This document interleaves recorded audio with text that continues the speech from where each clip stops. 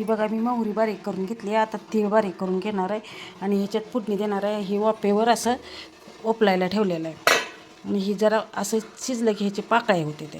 हे अजून शिजायला थोडंसं कमी आहे.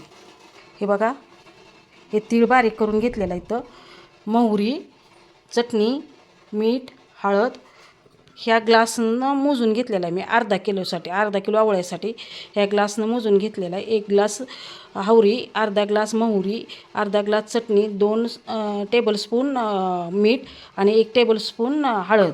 हे सगळं मिक्सरला बारीक करून घ्यायचं. अशी एका गॅस ऑन आहे अशी फोडणी द्यायची आणि सगळं साहित्य गार झाल्यानंतर मिसळायचं. मिसळण करताना पण हे बघा ओपलून घेतले. हे अशा पाकळ्या होते ते. ह्याच्यात थंड झाल्यानंतर अशा पाकळ्या बनवायच्या. अशा पाकळ्या निघतात आणि थंड झाल्यानंतर मिश्रण करायचं. एक 5 ते 6 मिनटात वाफेवर ओपलून निघतात आवळे. हे बघा फोडणीसाठी साहित्य. आता आपण फोडणीला देतोय पण फोडणीसुद्धा थंड झाल्यानंतर घ्यायची. काही मोहरी अशी मोहरी तडतडली पाहिजे.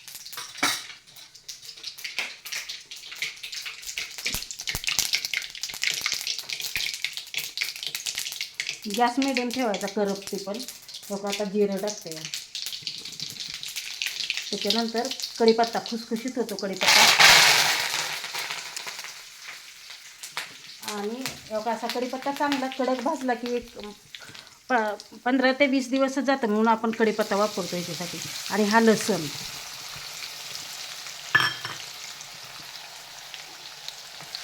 पण असा लालसर भाजायचा.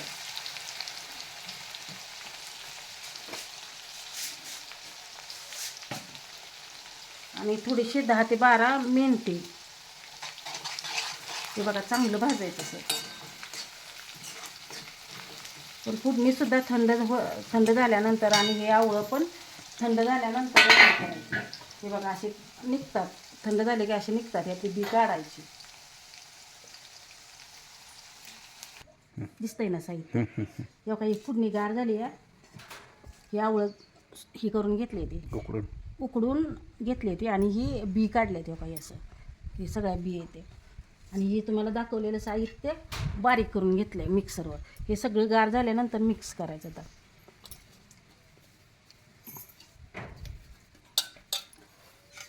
बंद करू हे काही असं मिक्स करायचं. आता ह्याच्यात हे घ्यायचं.